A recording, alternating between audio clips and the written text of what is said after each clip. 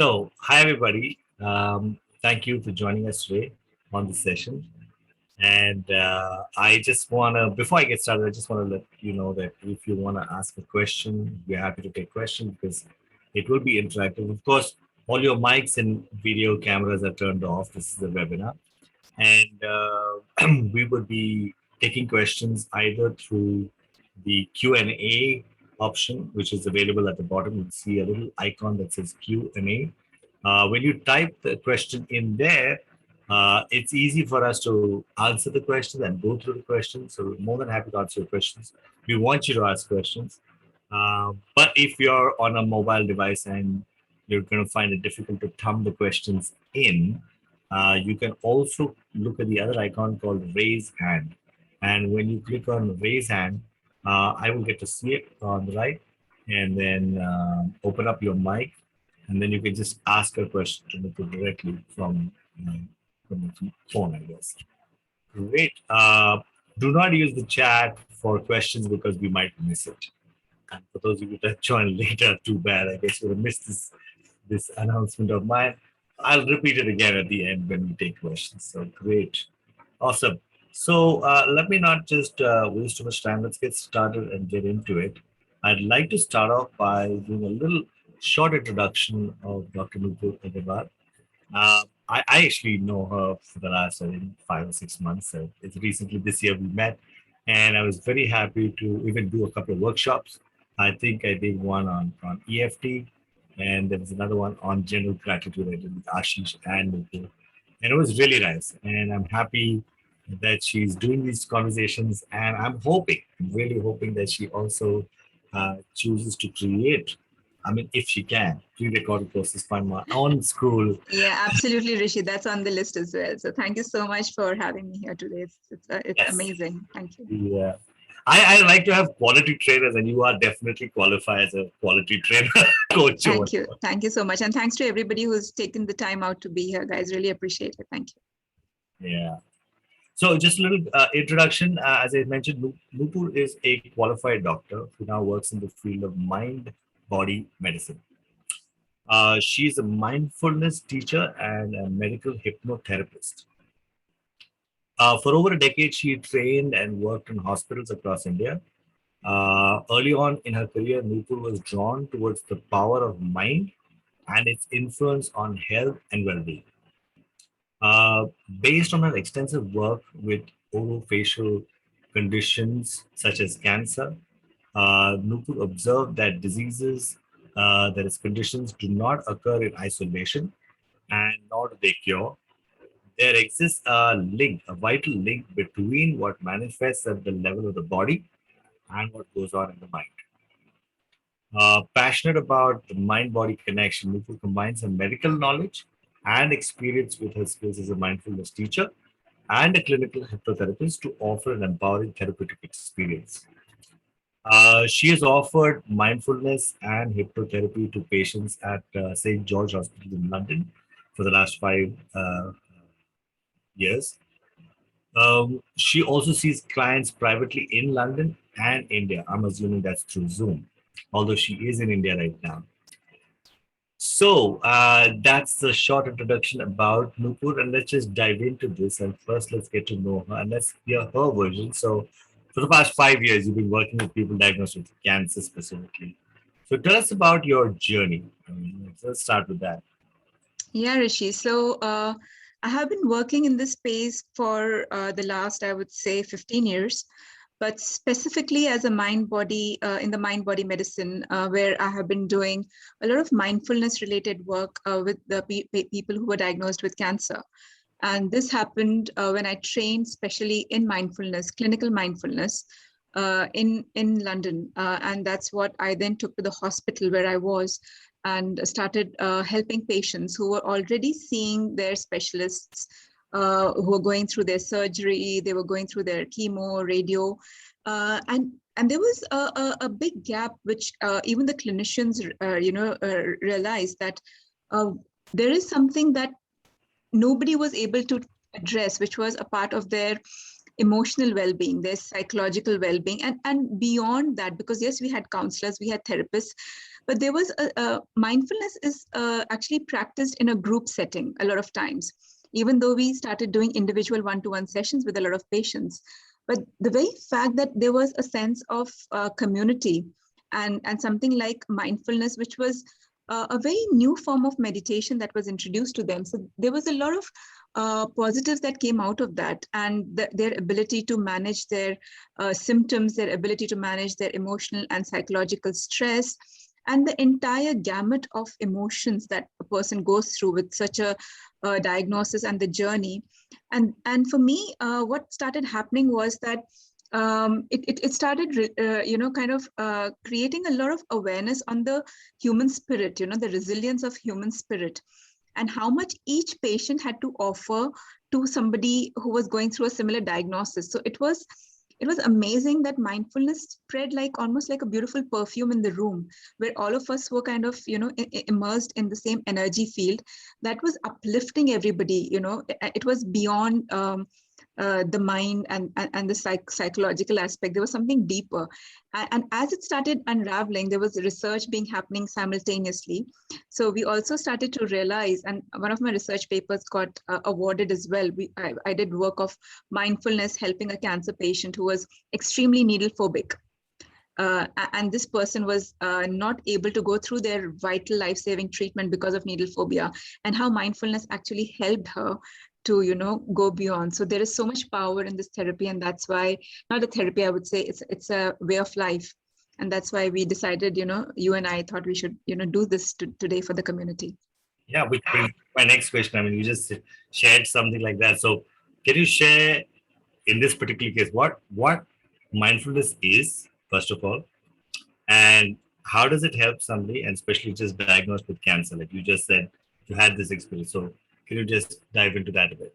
Yeah, so as I explained, that mindfulness is it has it's got a very heavy worded definition, and I will tell you that also, but I'll save you. It's quite a mouthful. It's about being in the space of awareness and being in the present moment, non-judgmentally.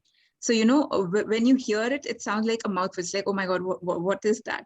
But it's really a way of life. And it's the inspiration and the origin of mindfulness is from the Eastern Buddhist traditions.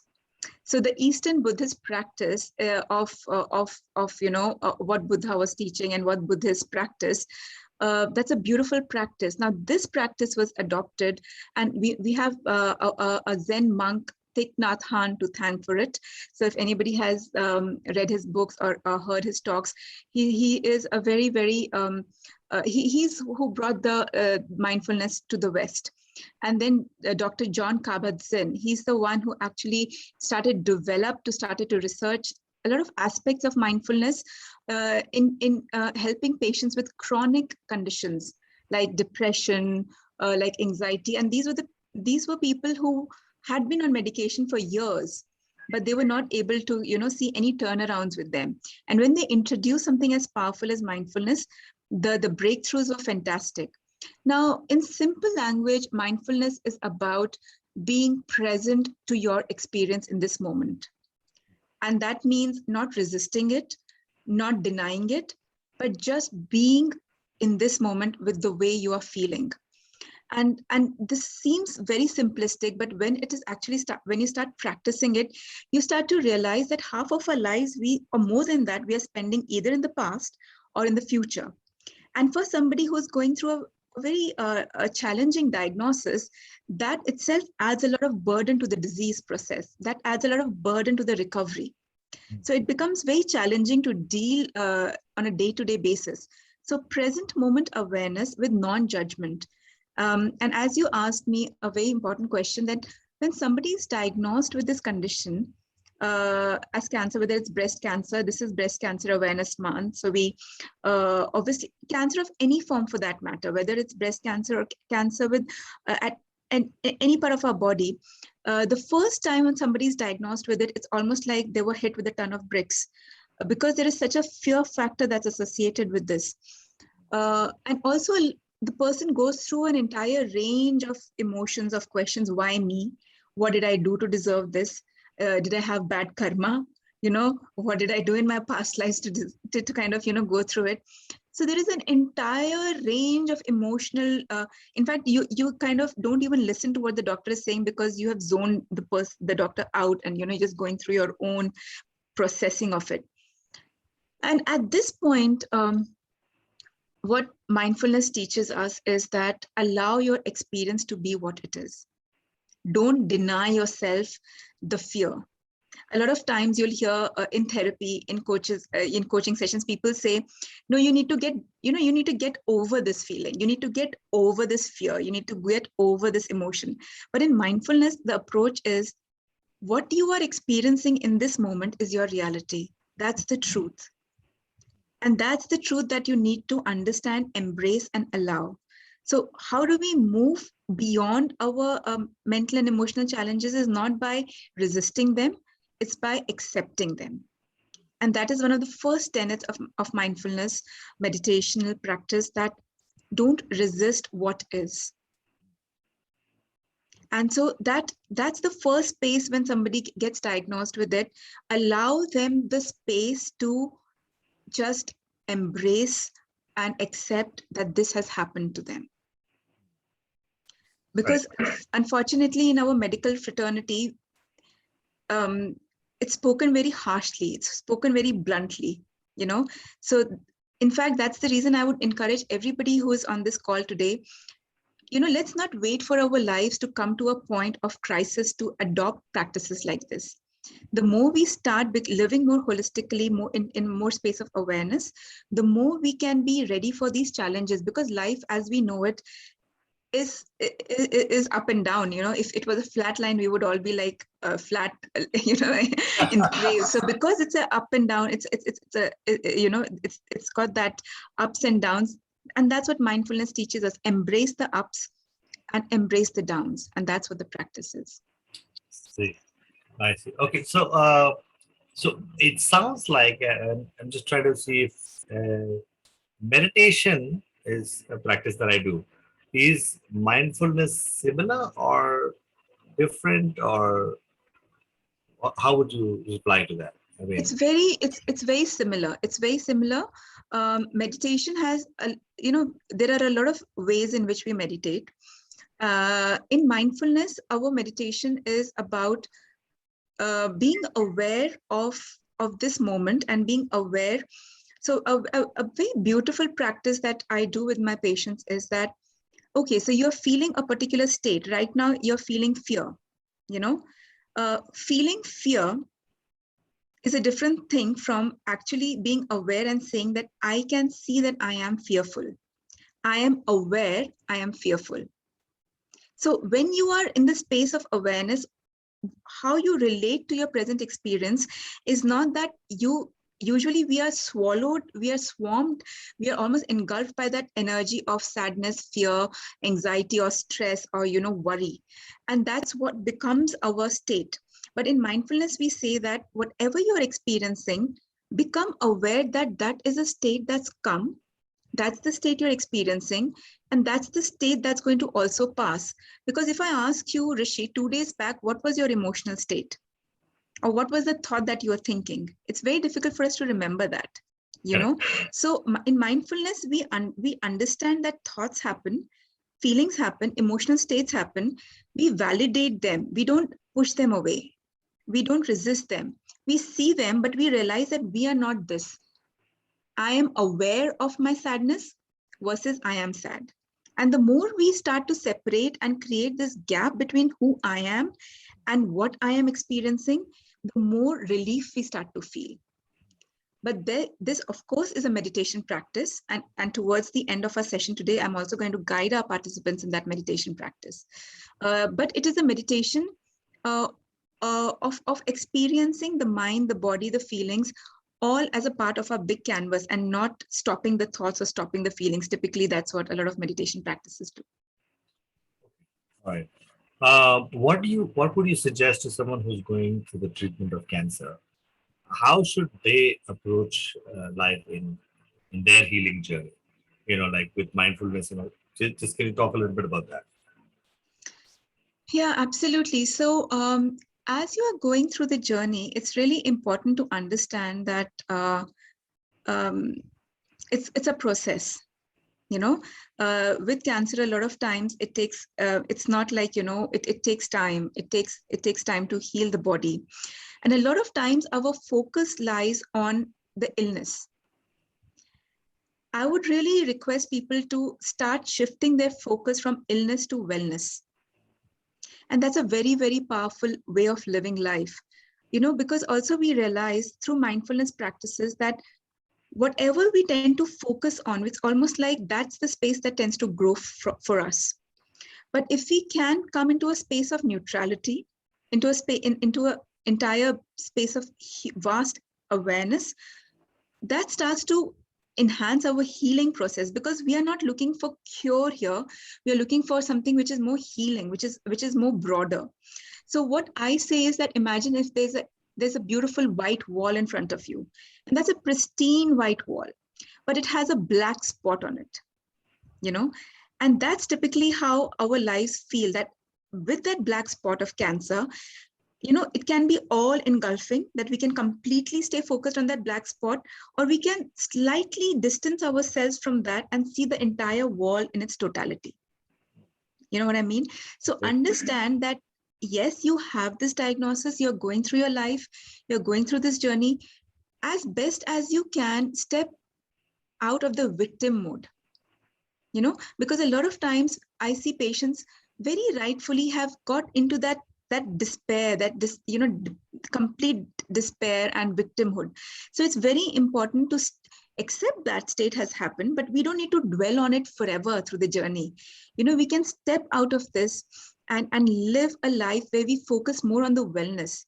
So what I encourage, the question I ask people, and that's a question everybody can ask themselves today, that suppose you had a clean bill of health, and that means that by some magic wand, if this condition was completely taken out of your life, and the doctors were to tell you, oh my God, you are absolutely healthy now, how would your life change?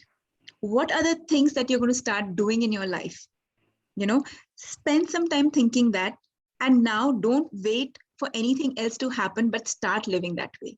So it's like if you had a list that I'm going to do this, I'm going to do this, I'm going to go out and experience this, and I'm going to start this this enterprise, or I'm going to start, reaching out to my friends. Don't wait for that to happen.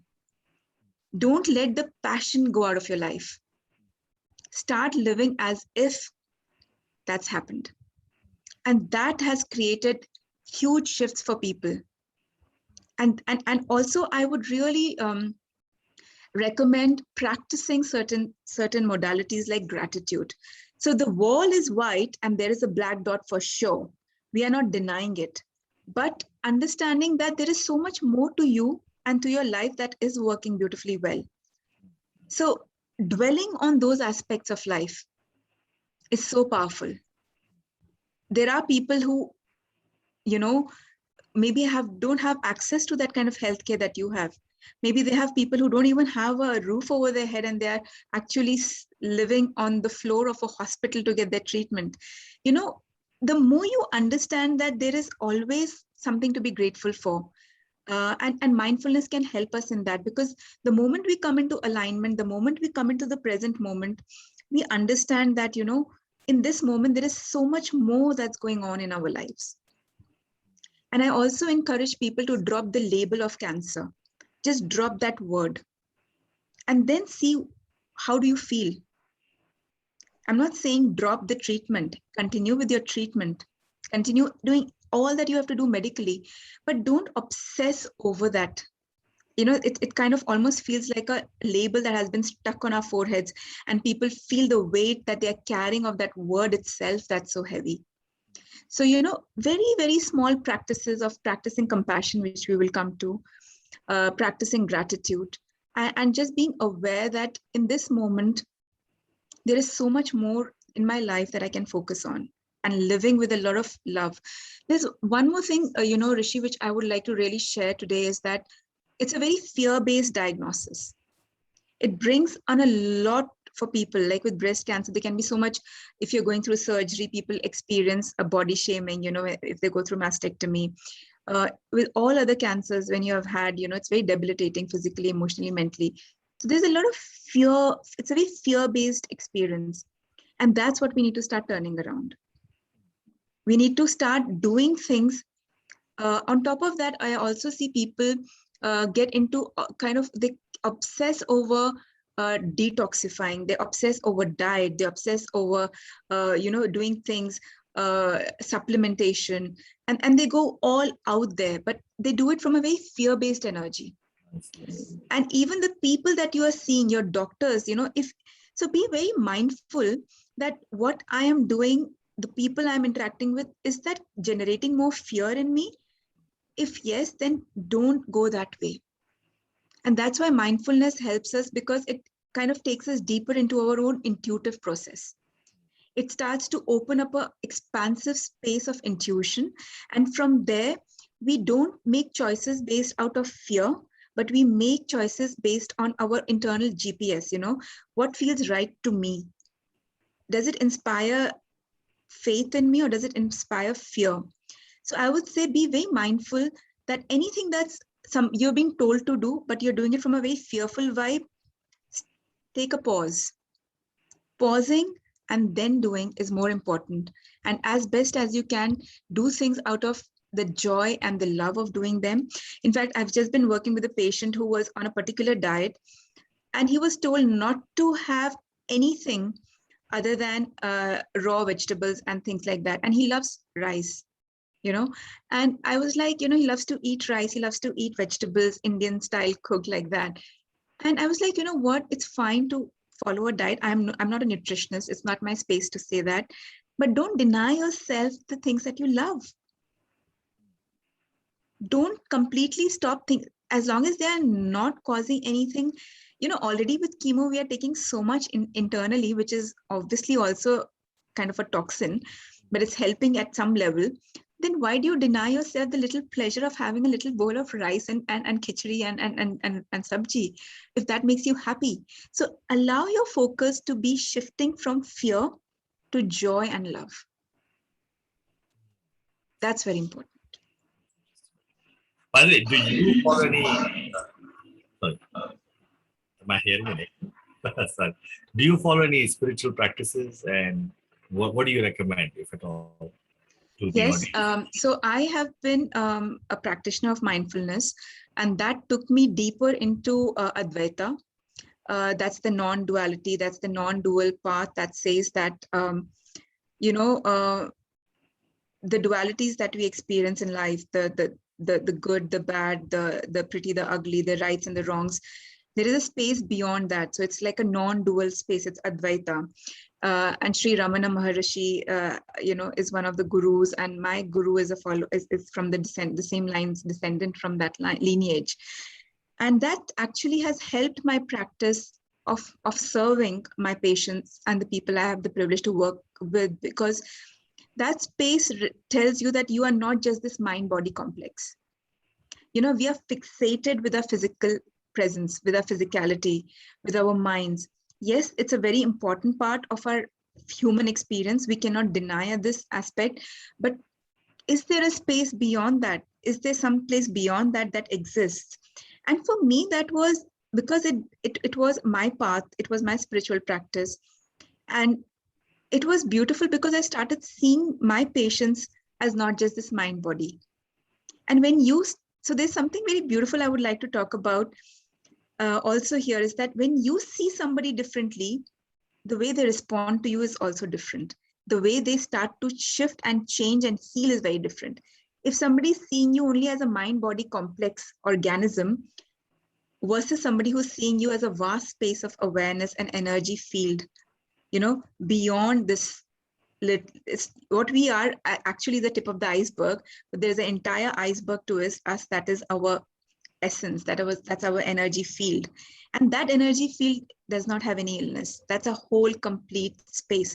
And these are just not words, you can experience this. And that's what non-dual Advaita spiritual teachings brought in me, and that's what I shared with my patients.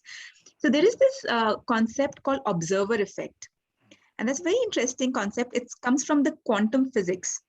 And it says that when you change the way you look at things, the things you look at change. I'll just say it again. It's again a bit of mouthful. When you change the way you look at things, the things you look at change. And this is a quantum physics phenomena, which is phenomenal. What that is telling us, guys, is that when you change the way you look at yourself, when you change the way if you're perceiving yourself as a victim, try changing that.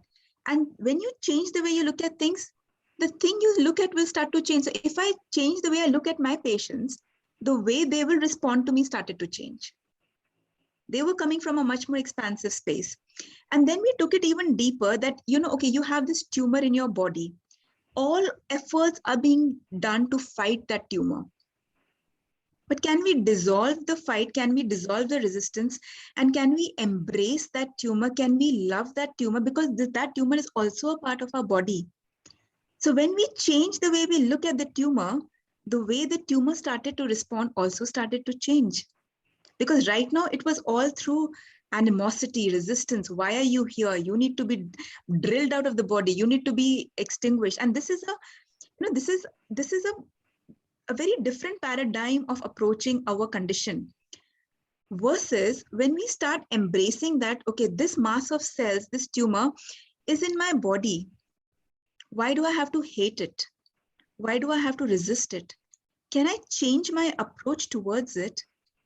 Can I approach it with love, compassion? And then can I allow it to dissolve? And the energy and the vibration with which the entire, I'm not talking out of no experience. I've worked in this space for 5 years. I really know that it creates magic. Because the resistance dissolves, the healing process accelerates.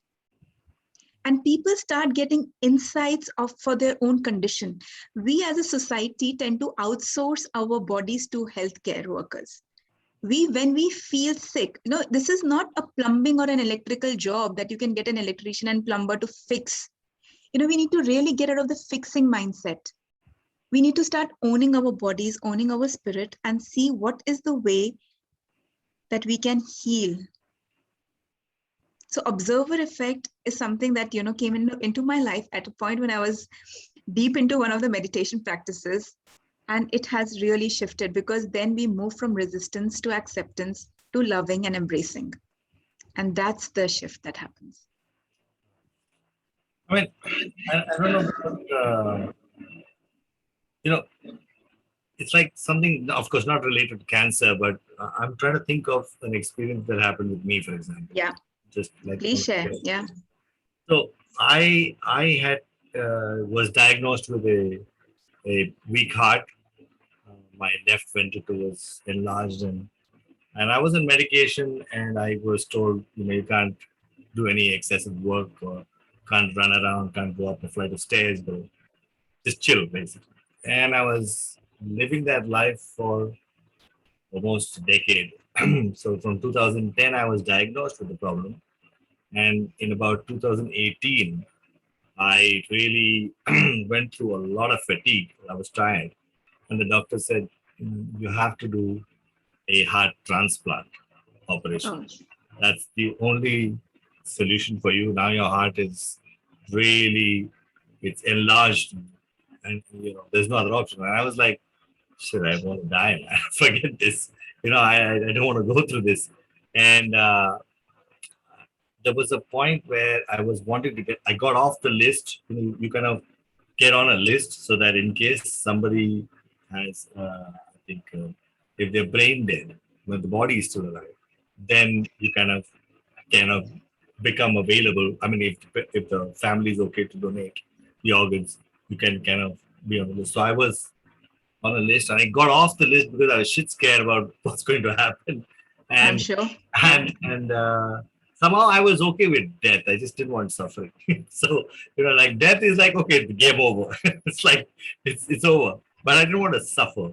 Of course. And I was trying to do all kinds of alternative healing and meditation and everything other than going through an operation.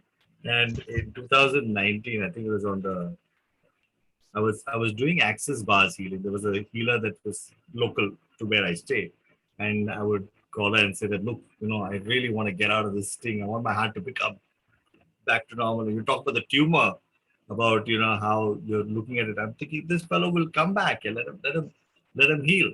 But and I've heard all of these spiritual talks and everything. Like, look, they've called me now. I'm coming back on the list because my condition was just going from bad to worse. It was not helping. I still wanted to do the access pass session, but uh, I had gone through a point where I got the call from the doctor saying that, hey, Rishi, we've got a donor. Come at 4 a.m. in the morning, and if the heart's good, we'll proceed with the operation. And if the heart's bad, we'll send you back home.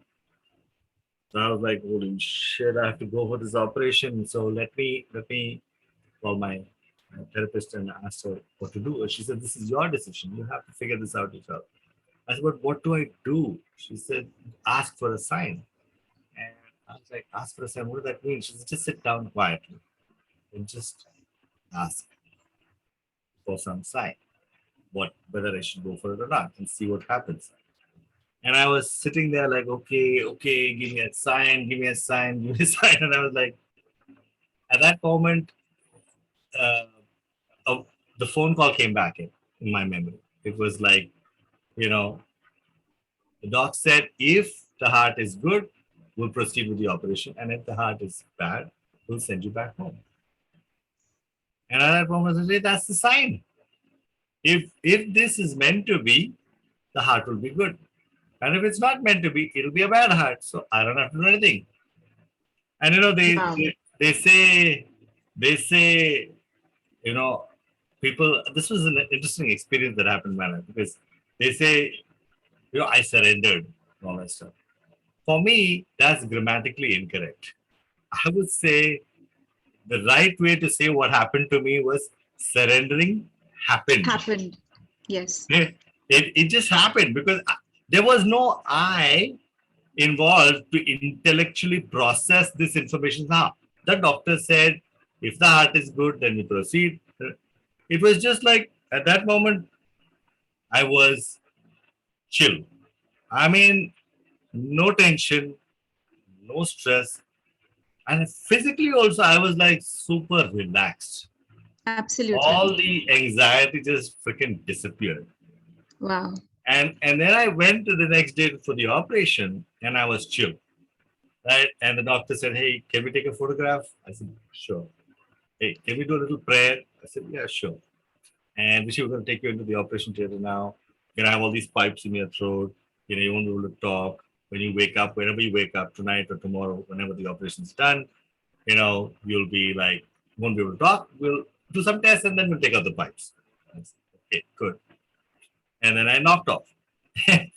And then next thing, I'm in the hospital and I'm getting this thumping from the nurse. And she was a Malu. So she's like, Uncle, Uncle, Uncle. No offense to the Malus on the chat, though. Yeah, I'm half Malu myself, So Okay, that's good then. You can laugh at yourself. Yeah, that's good. yeah. Yeah. So, and I realized, oh, okay, I'm alive. I can't open my eyes. I can't say anything because all these pipes Of are in course. there. Yeah. And I'm like, I just have to wait it out till I finally wake up. And then when I woke up, the doctor said, great news for you, Mr. Ganguly. You have got 65% ejection fraction. You're doing great. The new heart is fabulous. I'm like, whoa, man, I got a new heart. There's another heart in here from somebody else. My heart's gone and another heart is coming here. And at that moment, I just said, you know, uh, I just spoke to all myself. There's nothing to do, right? I'm just sitting on the bed. I just said, guys, and I'm talking about guys as in all the cells in my body. That's how I talk. Yes. And I said, guys, and he's here to help us. Okay. Because one of the biggest things about any transplant operation is rejection. Right. Of course. So I said, guys, he's here to help us. Okay. He's here to help. Aren't you feeling better? All the blood coming all over and maybe reaching the toes and everywhere. I mean, the blood was going all over because the pumping was going on. I said, like, he's here to help us. I'll Just accept work him. with, accept him, work with him. That's so powerful. And Yeah. I just said that again and again and again and again, and I just was in that state for I don't know how long, and my recovery was like super fast. Okay, they're like, Rishi, you're breaking amazing records. We thought we were going to have Wow. you here for a month, but you can go back in a week's time. So I actually went back in a week's time. That is, I have worked in a cardiac hospital, so I know that's phenomenal, Rishi. Yeah. That's phenomenal. So Wow. So, yeah, I don't know. I mean, I don't know. But then I've never felt that way again. That moment has gone. You but know. see, the thing is that because you actually you sat with it, you got into that space of stillness. Hmm. And as you were asking me about the meditation practice, my spiritual practice, the Advaita, non-duality, the questions we ask ourselves is, who am I? Hmm. Am I the surrenderer or the when you said I was not there, who is this I? This, and these are the questions, a lot of times when we hit something like these difficult conditions or difficult situations in our life, let them be a time for us to ask bigger questions, evolve. And that's what life is about. It's about evolving consciously, in consciousness. And that's what you did. You sat in stillness. Surrender happened, answers came in, and you felt the shift. And that's such a beautiful experience. And I would really recommend a book by Michael A. Singer. Yeah, it's called The Surrender Experiment. And that's what came to my mind when you were sharing this experience. I would really urge all the viewers who are on the call today, pick up these books. These are the books that are helping us to grow beyond our limited perception of who we are. you know and a challenge in our life, whether it's physical, emotional, or spiritual, is helping us to evolve, to grow bigger. It's not here to make us suffer, but that's the perception that has to shift for us. And that happens through our mindfulness approach, day by day, slowly, through our practices, coming into stillness, coming into asking bigger questions about life and existence, not by playing the victim, or clamping down. And that's the space. In fact, there's a book that I would really recommend all, if people don't know of it. I'm sure most of you already do. It's by Anita Murjani. It's a book called Dying to Be Me. And this is a lady with terminal stage 4 cancer who slips into coma, organ failure, almost proclaimed dead, slips into a near death experience, and comes back, is sent back to us from a NDE to tell us, and she heals from a stage 4 lymphoma within months, which she had had for years. It was not even months, it was weeks. So surround yourself with very, very life affirming people, life affirming books, life affirming music. We need to increase our level of consciousness and life energy. And this is what these books really help us. In fact, a thing that comes to my mind is one of my favorite books called by Viktor Frankl. It's A Man's Search for Meaning, and he's a psychiatrist, but he was in the Nazis, Holocaust. He was in one of those camps, concentration camps, and in 3 months he lost everybody. All of his family was taken, along with his pregnant wife and his elderly parents. He lost all of them. He was the only survivor. He wrote a book on what helped him survive. So I've got something which I don't want to paraphrase because I don't want to spoil it. It's a beautiful quote. What he says is that everything can be taken from a man, but one thing: the last of human freedoms, to choose one's attitude in any given set of circumstances, to choose one's own way. So that is our superpower, our ability to choose our responses, our ability to choose the way we choose to face a challenge in our life. And we can choose whether we choose it from a space of fear or we choose it from a space of, joy, growth. And that's the journey. What's the author's name, by the way? His name is Viktor Frankl. And the book he has written is Viktor Frankl, Man's Search for Meaning. And it's a very, very powerful book, which I would really, really urge, if you haven't already picked it up, please do. It's a beautiful book. Well, for those of you that will be watching the recording of this, I will post the links below the video. And for those of you that are live right now, I will also share these links later with you by email since you've already registered. Great. I'd like to ask one more question, or maybe a couple more questions, and then we can dive into a Q&A after that. How can caregivers and friends of those who are diagnosed be of best help? I mean, what can they do for people, like maybe their spouse or father, mother, or child, or whatever? They are the closest people, and sometimes even a friend, maybe. What can they do? What do you recommend? No, that's also a very powerful question. It's very important to understand that there are two aspects of this equation. One is you as a carer is taking care of this person who is going through this journey, or you could also be a friend of somebody going through it, somebody very close. And then you yourself in your own right, because a lot of times, so I will speak from the perspective of taking care of the carer himself or herself, Hmm. because that goes down the drain. You Hmm. are so focused on the other person's well-being that you somehow lose yourself in the process. And it's so important for the person who's the chief caregiver, or the person who's looking after somebody who's going through this debilitating and a challenging life situation, that you understand that your well-being is very important. So don't let yourself burn out completely. Allow yourself the space and the time to practice your own practices. Really commit to practicing some meditation, some joyful things, some taking time out, spending time. And one thing that I really, really would urge people is to also create a community. Create support groups. If you know people, because obviously you'll be going to the hospitals, you'll be going for support sessions, you'll be good. Find out people, because we have to understand that this place, we are not the only person who is experiencing this. At a given point in time, if I'm experiencing a headache, there are a million more people experiencing a headache with me. And mindfulness also talks about compassion. One of the huge tenets of mindfulness is compassion.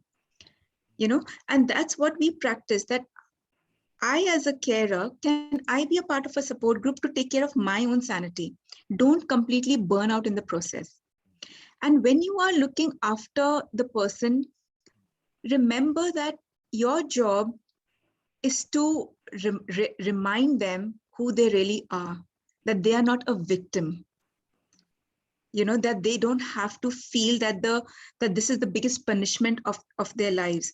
Remember the observer effect. If you see them in the light of being a being which is pristine, which is going through a challenge, but that doesn't mean that their life is over and done with and they have to be in a gloom and doom situation. Don't see them in that light. Give them that joy, give them that power, and as best as you can, create an energy of joy, love around them, because love is one of the most healing energies in the universe. So it's very important for us to take small steps and small uh, um, baby steps into realizing that I have to be well as a carer. I have to have a support group for myself. I need to take time out, and I need to see this person that I'm looking after with that same lens, that they don't have to, completely crumble and feel that they are going through something as dire and drastic. See, eventually, Rishi, we all know that at some point in time, we are going to leave this planet. You know, none of us are here forever. So it's really understanding that the journey matters. The quality, the present moment matters. Help them to come into the present moment. A lot of times in the present moment, we are actually feeling okay. But because we have obsessed with the word cancer and the fear of what's going to happen in the future, that's even stopping us enjoying that today I'm actually feeling better. So that's where the present moment. So I would really urge people to take 3 breaths of awareness. When we forget that breath is happening. It's the most taken for granted, life affirming thing that we have. So just stop, take a pause, take 3 conscious breath of awareness. And when you're taking those 3 conscious breath of awareness, really be with your breath, be in this moment, be in alignment. And then ask yourself, in this moment, how am I feeling? And yes, I may have a pain. Yes, I may have a discomfort. But is that something that I can allow and let be in my experience rather than worrying, pushing it away, or fearing it? Can I live my moment with this? And can I live joyfully? That's the question that you can encourage the person you're taking care of to, keep bringing them in alignment, keep bringing in them in the present moment. And if they're having down days, if they're having difficult emotions, don't judge. Non-judgmental presence, awareness is the most important thing. If they're having a bad day, let them be. Don't push them to feel something they're not feeling. So you have to work on your own intuitive abilities to be able to do them the best justice. And for that, having a meditative practice is very important.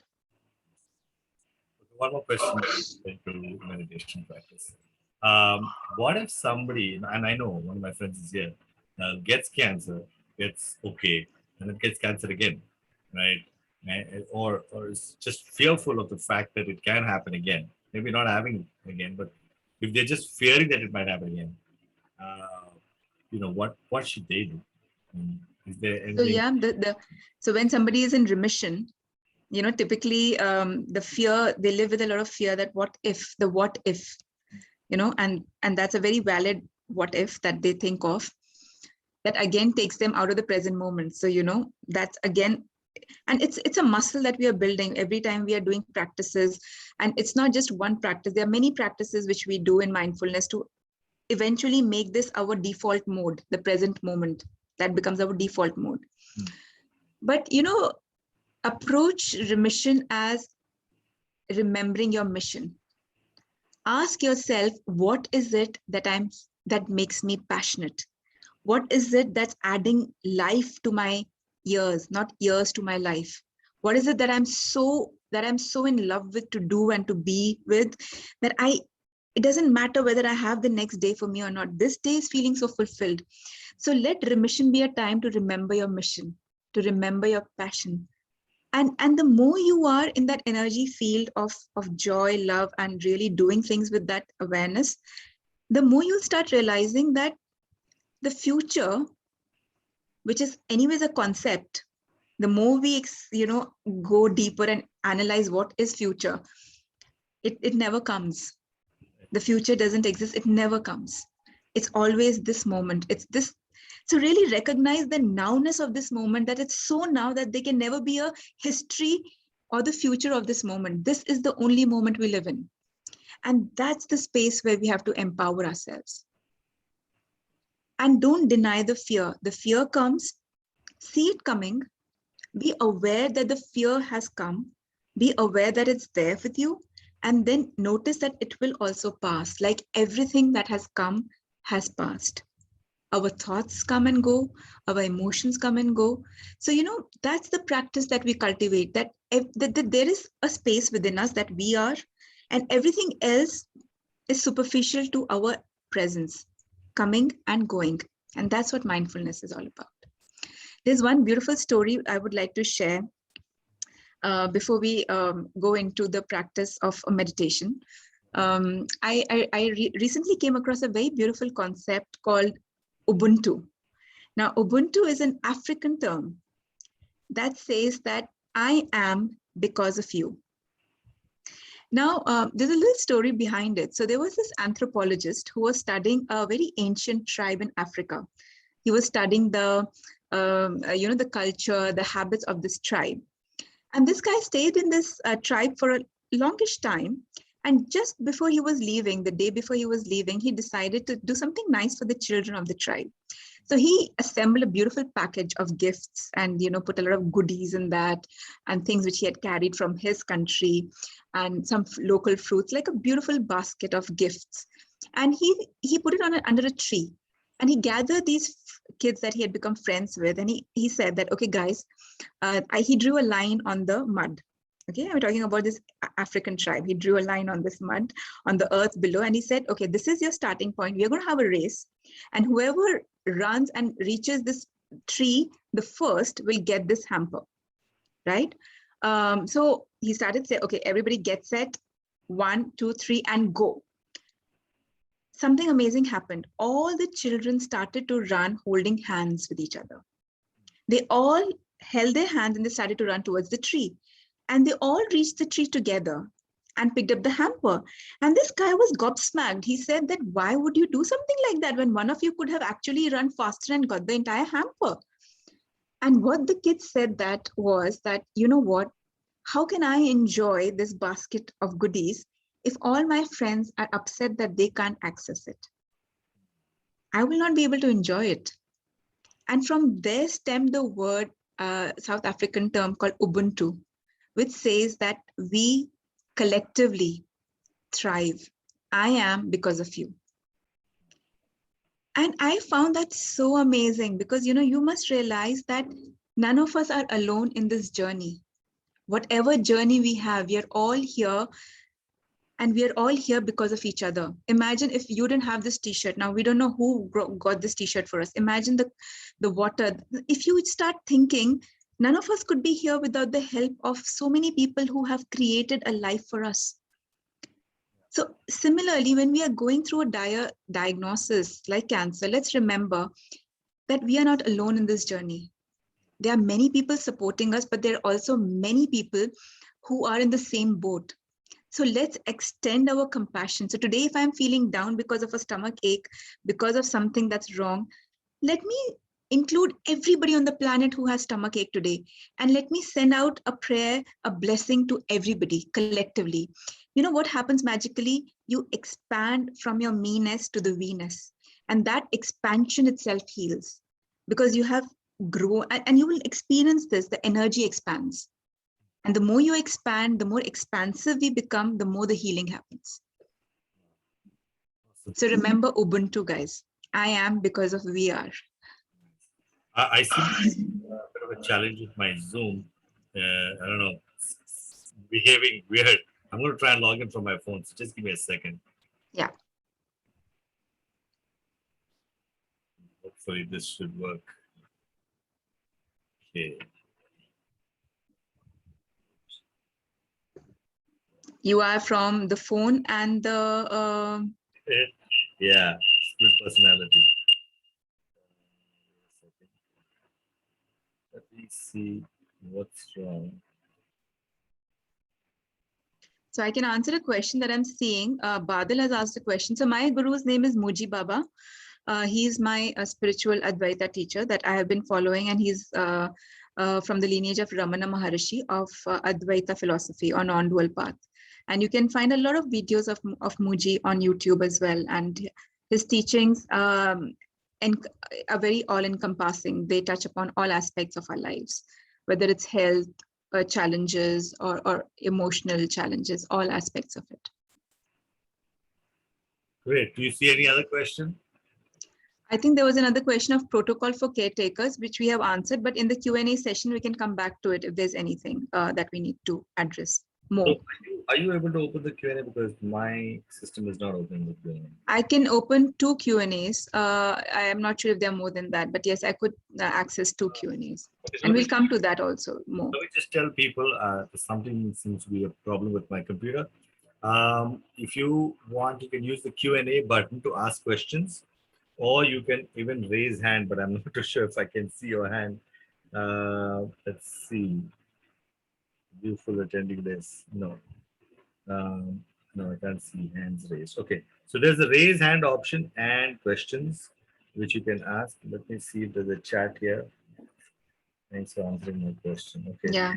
So fine. I don't see any other questions. So in the chat, there are no more questions. Perfect. Would you like to, while people decide they want to ask a question or type in a question in the Q&A, would you like to take us through a meditation or something like that? Absolutely. Let's experience for a few minutes the power of coming into alignment, into our presence. And Rishi, I see you're logged in from 2 devices. So that lovely picture of yours, is that something you need to mute on to avoid any background? I think I have. Okay, brilliant. Super. That's cool. I stopped the audio. Do you hear? Brilliant. No, there is no echo, so it's all good. Okay. Yeah.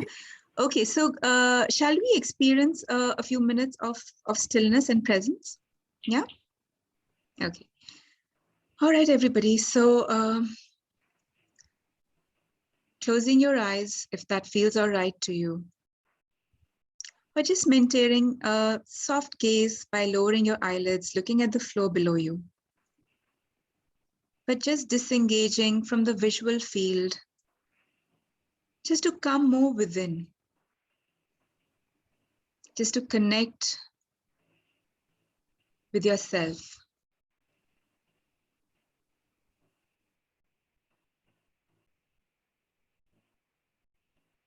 And let us feel our presence today. Let us feel our own beingness, starting with our physical presence. Feel the body. Feel the weight of the body wherever you may be seated. It could be a chair, it could be a cushion. Just feel the weight of the body going down and the height of the body rising up. Feel these two contra forces. And just allowing your spine to be as reasonably straight as possible without straining or striving.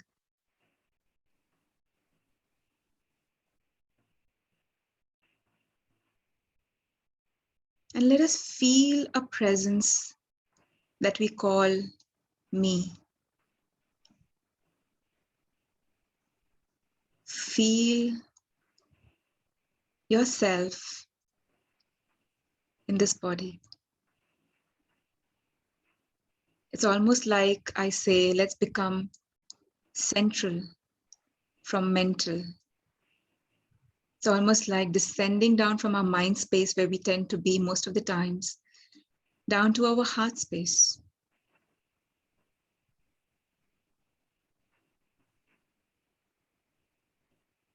And let us connect with our breath in this moment.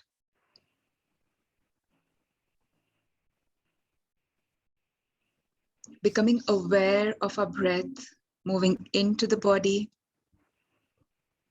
and organically moving out all by itself.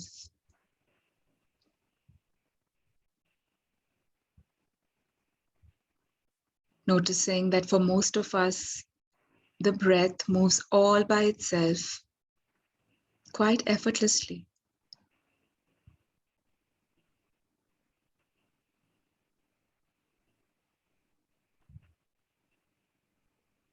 An in-breath and the out-breath.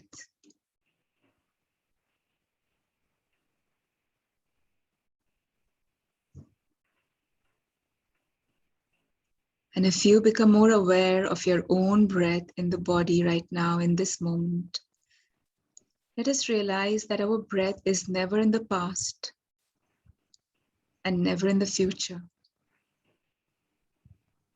It's always here in this moment, in the now.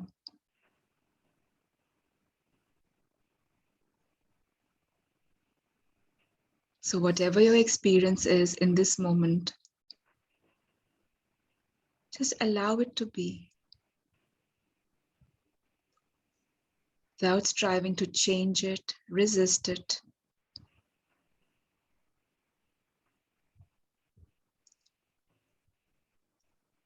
Just being with the breath in the body,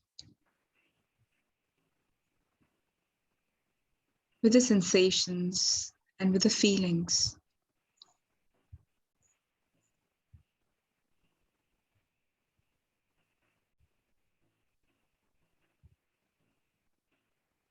And now I invite you to recognize that this space of awareness that you have, it has never left you.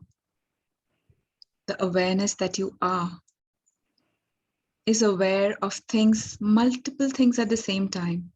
It's aware of the sound of my voice. It's aware of your breath. It's aware of the sensations.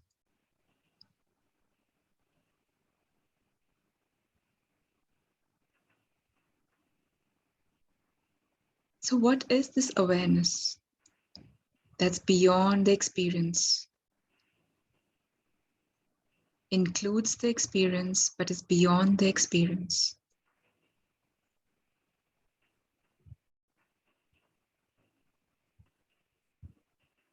Thoughts can come, thoughts can go. And the moment you notice that you've got drifted with your thoughts, just recognize that this has happened. No judgments.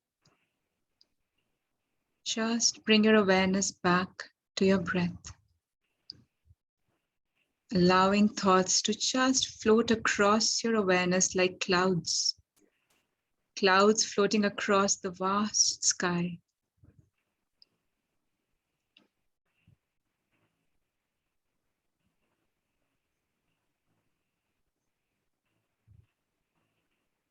Perhaps noticing the space between two thoughts, that space of silence and stillness.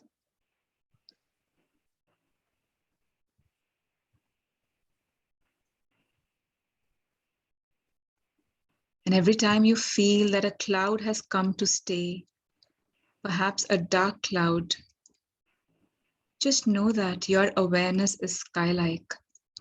You are that vast spaciousness where sounds can come and sounds can go, where everything is witnessed to come and go. But none of this is you.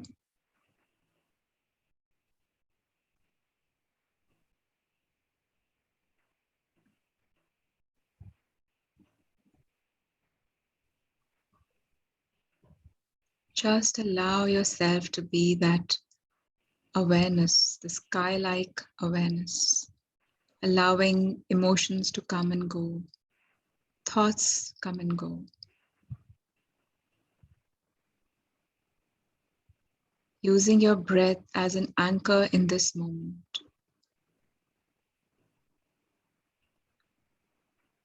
And I will just be quiet for a few moments to let you experience the stillness and silence within.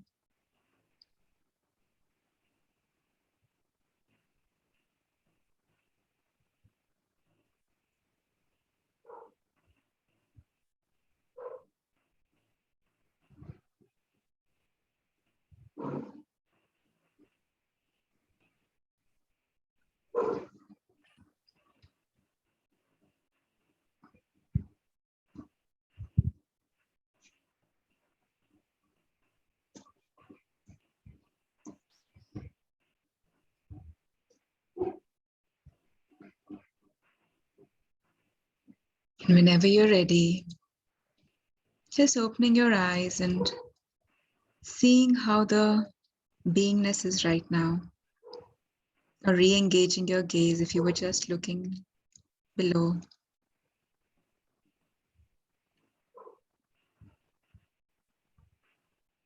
And it's time for you to now share, how did that feel? So let's open the floor to some discussion and Q&A, of course. Thank you for that. That was interesting. That was good. There is one question I can see. It's from somebody anonymous. I want to forget that I'm cancer free, but right hand lymph nodes was operated, which always remind me that I was a cancer patient. What should I do? And did he say right now he's cancer free? Yes, right. I want to forget that I'm cancer free.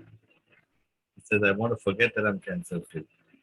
Like he is cancer free, that's why he wants to forget it. But every time he sees the right hand lymph nodes was operated, which would remind me that I was a cancer patient. So it's there always. He looks at the hand and he remembers that he was.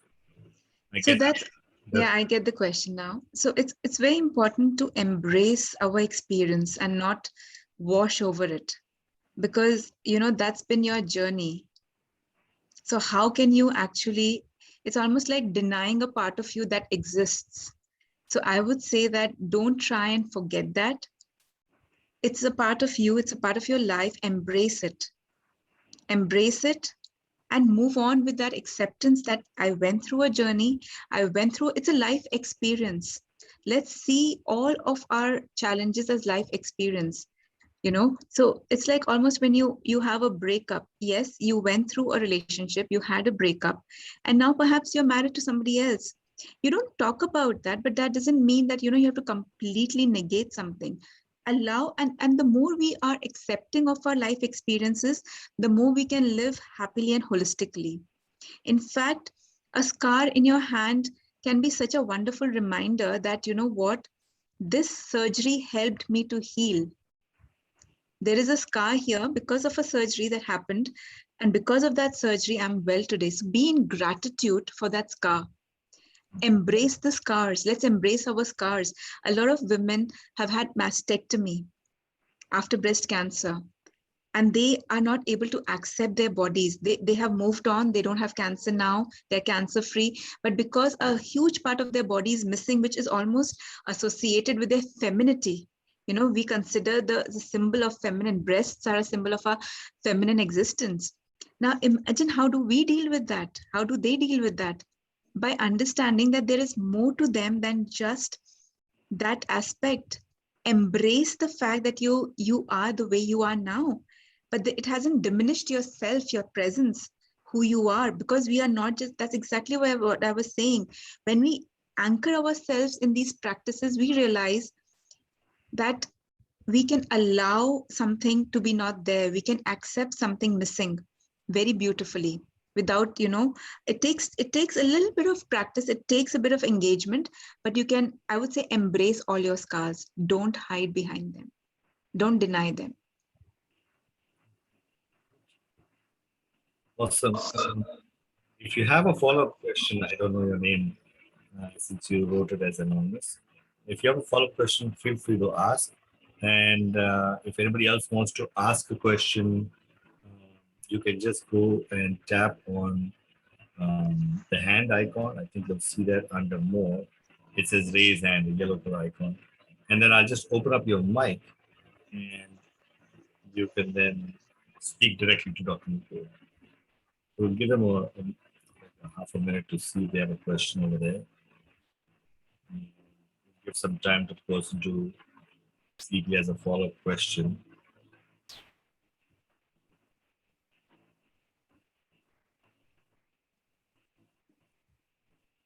Sorry of this. I'm using the phone. I'm so not used to it. It's like phone is such a. So we have a comment or a question from Amrita. You do? Yes, I'm just going to read it out aloud till we find if there's anybody else. I loved how mindfulness helps access one's intuition. However, my question is that in case one's intuition is just in a very opposite to the clinical cure. For example, I remember a story of a man who was at a terminal cancer stage and doctor advised him chemo, while his intuition told him to go to his old farmhouse and grow his own food. And he loved and took that step with great courage, and he also survived. But generally, most of us face this problem of having conflict with such decisions, especially with family members. Thank you for such a powerful question. Very good question. Thank Amrita, you. that's a wonderful question. In fact, I'm working with a gentleman right now who has got an advanced laryngeal cancer. And he has taken the decision not to go through any conventional medical treatment. And he's completely managing it holistically. Now, nobody on this planet has the right to tell you what to do. Even family members, especially nobody. Nobody has that right. And I would say that to everybody on this call and anybody who's listening to this recording, tap into your inner power, inner wisdom, and be true to what you want to do and the way you want to feel and the choices that you want to make. Remember that quote that, everything can be taken away from a man, but his freedom to choose. And choose from a space which is not fearful. If anything is feeling fearful, don't do that. If you feel that, yes, this protocol is going to make me healthy and you're convinced and you're happy with it, happy is a very dodgy word. I would say if you have faith in it, you trust it, then go with it. But if something is going to make you feel worse, then ask yourself, what is the choice? What choices do I have? And we live in a day and age where there are multiple choices. So this is a question that I would say, ask yourself. Nobody can tell you this. But the one thing that I can say is that never from the space of fear, always from a space of faith and trust. Like Rishi was fearful. He was full of anxiety. The moment he came into his still space and the moment the surrender happened, he got the answer. He got the direction. And how beautiful is that? And I have seen that happen time and again. but we need to travel inwards. So that it's almost like the challenge is a path inwards. Go inwards, and once you have gone inwards, then go outwards. We do it the other way. So I don't know. I'm also having a question. Can I ask the question? Yes. So my question is, uh, I didn't do anything. Right? For me, it was like it happened. Rather, surrendering happened. I mean, I didn't do anything. So I'm kind of like, if I was one of the attendees listening to myself, I'm like, yeah, so then that means Rishi, कुछ किया है ना सब ऊपर वाले ने किया है. Acha, हाँ. tell me, we have to understand that there is a power that's creating this life force energy. Do we make our kidneys filter? Do we go into the liver and ask it to metabolize day in and day out? Do we go and I don't even breathe. we don't even breathe, because breathing happens. We must understand that this space that we are talking about, this, even forget about any science, forget about any spirituality. I've spent 12 years or 15 years of my life studying deeply this body, this organism. It is the most miraculous machine. It is the most magical coming together of cells. We don't even know a cell is such an intelligent part of existence that we can't even create a cell properly, forget anything else. So there is an intelligence that is driving this body, creating what it's creating. Let's trust that intelligence to happen, to allow the healing to happen. Let's trust that intelligence is taking care of the body, and it does all the time.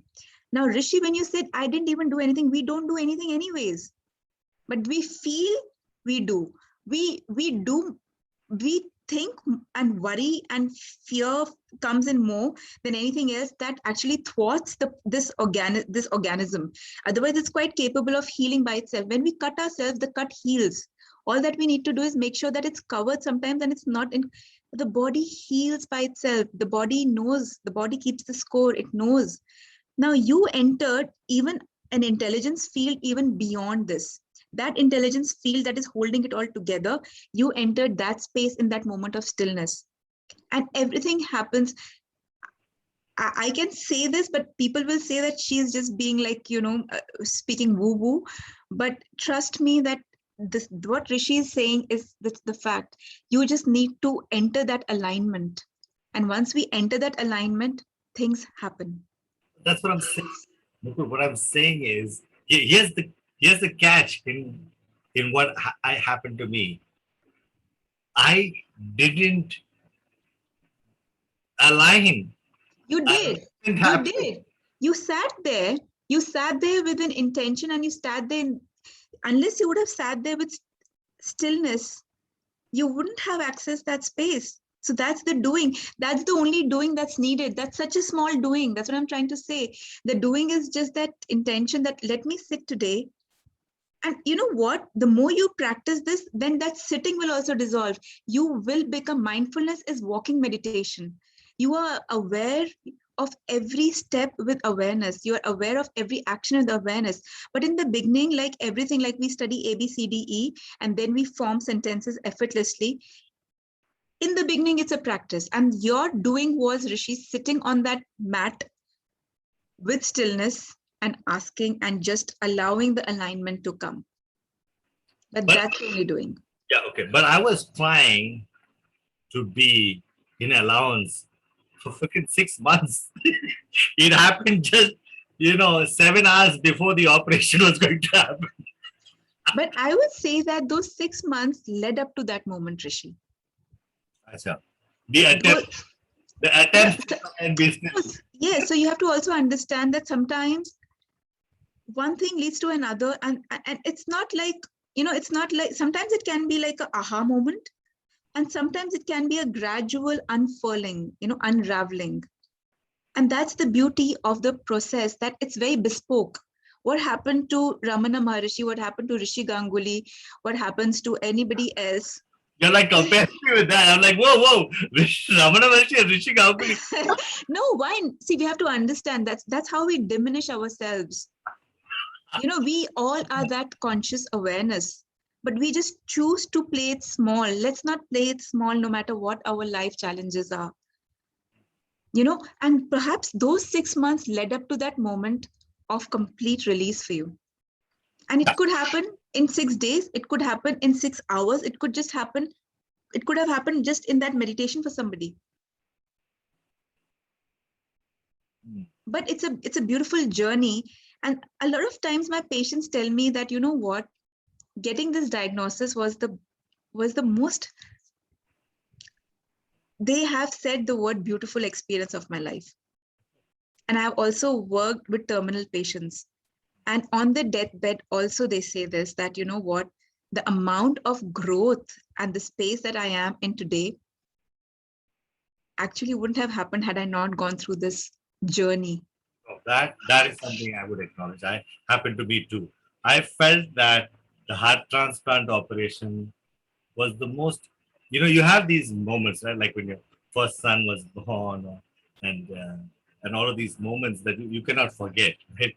And this was one of the greatest moments for me. This heart transplant See? operation for me was the highlights of my life. I was like, thank God that happened to me because, Yeah. well, pretty much after that, I was quite happy. I mean, I've just been happy all the time. So, in a sense, it's kind of been one of my best experiences. And that's so beautiful that, it's just true. Don't diminish your light just because there is a challenge in your life. Don't diminish your light. We are all here to support each other. You will find support. All that you need to do is go inwards. First go inwards, and then the whole world will open for you. And that Rishi has said, I am saying it. So, we are coming from some experience. So just trust us, guys, that, this is a magical journey. Whatever, they say, there is a quote by Hafiz. Hafiz is a Persian poet. And he says that the place that you are on, the place you're in right now in your life is exactly what God has marked on the map for you. Now, that place could be a physical place, or that could be a place in your life, like, a situation. So trust the universal intelligence that whatever you're going through is only happening for your growth, for your highest good. That resonates with me for sure. That definitely resonates. I mean, I yeah. Sorry, I'm interrupting. No, you are not. You are adding. You are I think we complement each other beautifully. I mean, I should be saying this. People should be saying this, but I'm enjoying this conversation so much. In fact, there are a lot of chats coming in. Thank you, thank you, thank you. There's so many thank yous coming in here. And one question has come though. Can you give that one line you mentioned about the observer effect again, please? This is one question from Preeti. Yeah. So Preeti, observer effect is when you change the way you look at a thing, the thing you look at changes. So I will quote Dr. Emoto here. So he did an experiment with water. And this is a documented experiment. When he changed the way he looked at water, he first looked at with a lot of negativity, like, animosity and saying bad things. And then he looked at the water with love and gratitude. And then they studied the crystal formations in the water. And the crystal formations were totally different. The crystal formations with water was with love and gratitude were pristine. They were fantastic, beautiful. And the one with this, where there was a lot of hatred and animosity, they were completely disarrayed, they were completely disorganized, they were not even formed properly. So when we change the way we look at something, the thing we look at changes. So when we change the way we look at our bodies, when we change the way we look at ourselves, when as a caregiver we change the way we look at the person we are taking care of, then they also start to change. We create an energy field. That's the thing. Observer effect. Awesome. Great. I think that's pretty much all we have in terms of questions. Unless they come up again, I'll check. Oh no, there are a couple more questions. Sorry. Here we go. Q&A, 2 questions. Abhishek and Pia. So Abhishek's question is: whenever I start doing meditation, I go for deep sleep. So sweet. I've never been successful in doing meditation because of this. Is it an abnormal situation? I love his question. Super question, man. Abhishek, first of all, first get enough sleep. You are sleep deprived, my friend. So don't bother about getting the meditation right. First, get the sleep right. You know, and then what? See, the thing with meditation is it allows you to be. It's one beautiful thing that doesn't demand something from you. So it allows you to be. So if the body is feeling a deprivation of something, then the body will want to sleep. Yeah. It needs rest first. We must respect our physical bodies. We must love and respect and understand the need of a physical body. So first your need is that you need to rest. So do that, right? And then when you are doing meditation, try with something which is more guided, and sit up straight and don't lean against anything. Like, I'm sitting up straight. Embodying the posture is also a part of the process. And when you're sitting in this embodied posture, you don't have a back support unless you have a back problem. Be very mindful of your body's needs. Don't strain yourself. And then you see, even if you sit like this for 10 minutes, that's good enough in the beginning. Don't expect yourself to be going into samadhi states in the beginning, right? So just be more realistic with that. Can I have a few bits in here about my own meditation Of experience? course. I've experienced what Abhishek has experienced. And I think, as you rightly said, the sleep deprivation is one of the causes for that to happen. But when I do meditations, I try and observe my thoughts. And before I can observe my thoughts, I get into one thought and I'm with it, and then I'm gone for 10 minutes because one thought leads to the next, and I'm like completely in it. And then I'm like, oh God, where did I go when I was supposed to just observe my thoughts or watch my breath? And I'm off. And so sometimes when I go into the sleep mode, it's actually good because when I'm feeling sleepy and I'm sitting up, as you said, sitting up is important because when you're sitting and you're meditating, you'll go like this, right? So this is good because then when you do this and you get up, like, oh shit, I was going to sleep. You come back to being the present moment. So actually, I think it's interesting that you should sit up and do meditation so that when you bend over and you bob, your head bobs, you come back to the present moment. So that's my just 2-bit addition to that. Wonderful. Thank you. All I right. think we have a last question. Let's take that and then we'll call it a night or a day or an afternoon, wherever you're coming from. I was trying to type 9:25. Okay, one last question from Pia. Nupur, thank you for acknowledging how difficult dealing with cancer is and your suggestions were moving forward. Um, do you have anyone or two specific recommendations for someone to jumpstart the change of mindset? A tip on baby steps to take. Yeah. Question. I love that. So a shift in the baby step comes by understanding. So there are many aspects to this. A lot of things can be done. But what I would really say is that understanding through compassion that whatever somebody is going through, no matter how challenging that is, they are not alone in this. Sometimes a sense of, in mindfulness, we talk about metta bhav, that is compassion. Metta is a Pali word for love and loving kindness. If somebody's mindset, you can't change anybody's mindset. So first step would be acceptance of the mindset that is. Accept that this is the way this person is, accept that this is the way the situation is. If you are not accepting it, you are resisting it. And the more you resist something, the more it will persist. That is the law of life. Don't try and change somebody's perception. Don't try and change somebody. All that you can do is change the way you perceive them and keep wishing well for them. And that's where I say metta bhav, compassion. That's very important. And the moment you let go of this desire to change somebody's mindset, the more you will start to relax, and the more that person will relax. Because we have to also respect the journey of each individual. Sometimes somebody's like a tortoise. It's okay to be a tortoise. Not all of us have to be winning the race. Let them do it in their time. Don't rush them. Because the more you are going to impose on their thought process, the more they're going to clamp down. We don't want anybody clamping down in this journey. So allow them to be. But you start practicing the observer effect. You start seeing them the way you would want them to see. You sometimes get frustrated. Oh my God, why is this person thinking like this, being like this? No, accept, allow, and embrace. And then see them in the light that you want and wish to see them. You don't have to tell them that. And then also something that has created huge shifts for our practice groups, because I've led a lot of mindfulness groups and I've led a lot of sessions for one-to-one sessions in the hospitals, has been a sense of camaraderie, compassionate practice, that I am not the only one who's going through this diagnosis. There are millions of people on the planet who are going through this diagnosis. Can I send all of them healing, love, and wishes and blessings? Can I not just want my wellness? Can I want the wellness of everybody who's been diagnosed with this issue?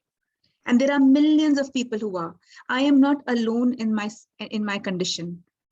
I am not alone. And that created a huge shift in people. And they started reaching out to people in their neighborhoods. They started reaching out to people in their community that, you know what, I am also going through this. Let me tell you how we can help each other. Let's share a coffee together. Let's go out. You know how the sense of community started to build up. This was beyond the hospital, by the way. It's create support groups, because when we hear from each others, we initially will rant and crib, but then something very empowering comes out of it. So these are the two things I would say, that step beyond yourself, but first accept yourself. Nupur, thank you so much for this fabulous evening. And really, as everybody said in the group, that they found the session wonderful. I also did. I took away. I loved it. I loved everybody for being here. Lots of gratitude to you, Rishi, for hosting this, and to each person who stayed back. Thank you so much. Yes. Well, for those of you guys that want to get in touch with Nupur, I'm sorry my computer is busted. I don't know how it's still working and it's busted at the same time. So you guys can still hear me and see me, but I can't control any damn thing on my computer, and I'm not very good. That's so good, no? Universe is telling us, let go of the control. Forget it all. Let go. Just be. Let it all happen organically. What a beautiful message, Rishi, from the universe today. No, but I want to share your contact details, which I can't. I'll just say it out aloud. You can find me at mindbasedtherapy.com. That's my website, and I can just quickly write my email in the chat. So if anybody wants to reach out to me, otherwise you all have Rishi's email ID. You can just call or contact him. Wait, while you're doing that, I'm going to later on capture this data, and for those of you that are watching the recording, and for those who are here also, it will be below this video. I will send you the link to watch this video, and below this video will be her email address and whatever the contact details that are there. I think your website would be a good thing to add as well, so that people can reach out. And you'll be watching this video not on YouTube, but you'll be watching it on WebDude School, which is a platform for lots of trainers, a lot of coaches, a lot of healers to come and share pre-recorded courses with them. This video will be on that website. And so, yeah, share it with people and they can get in touch with Nupur. Her contact details. Nupur, thanks so much. I'm sure you're going to rush for dinner and we'll catch up. Thank you very much. Thank you, everybody. Lots of love. Be well. Lots of love. Bye. You guys. And let's see if I can end this meeting. I don't even know if I can do that. But you can leave. I think it's a good idea if you leave. Yeah, it'll close down by itself, I think, once we all leave, isn't it? I can't seem to close the damn thing. Let me see if I close this. Yeah, I can't even end this webinar. I'm just loving the way this whole thing is coming together. It's just a sign from the universe saying that. Maybe God didn't want this to end ever. Sorry, not. Probably. Yeah, but everybody's going. So good, guys. Good night. All right, then. Bye. So Rishi, shall I log off too? Yes, go ahead, log off, and I guess everybody will log off till I restart this computer. Okay, perfect. Bye. Bye. Okay. Let's see if I can end. Bye, everybody. Oh, I see end webinar.